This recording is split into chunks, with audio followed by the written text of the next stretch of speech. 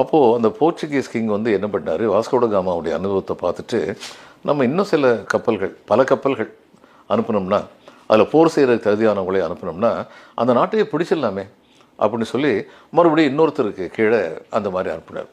இப்போது அவர் பேர் வந்து பெட்ரோ ஆல்வரஸ் கேப்ரால் அப்படிங்கிறவர்.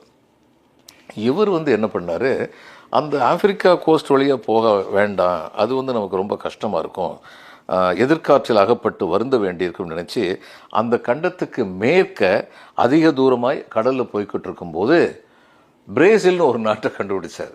வளமான அந்த பிரேசில் நாட்டை கண்டுபிடிச்சார். இன்றைக்கி அது பிரேசில்னு சொல்கிறோம், அன்றைக்கி அது ஒரு செழிப்பான ஒரு பிரதேசமாக இருந்தது.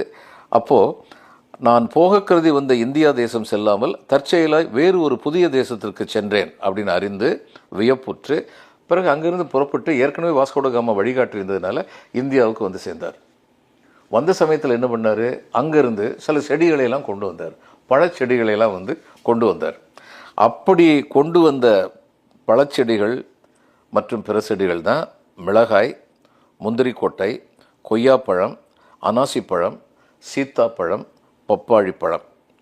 இந்த பழங்களும் இந்த முந்திரிக்கொட்டையும் இந்த மிளகாயும் இவர் கொண்டு வருவதற்கு முன்னால் நம் நாட்டில் இருந்ததில்லை, தமிழகத்தில் இருந்ததில்லை அப்படிங்கிறது ஒரு ருசிகரமான தகவல் அப்படிங்கிறதுல சந்தேகமே இல்லை. இதையும் தவிர இவங்க எதுக்காக வந்தாங்க, என்னென்னலாம் செஞ்சாங்க, யாரெல்லாம் வந்தாங்க அப்படிங்கிறத பற்றி இன்னொரு நாள் பார்ப்போம்.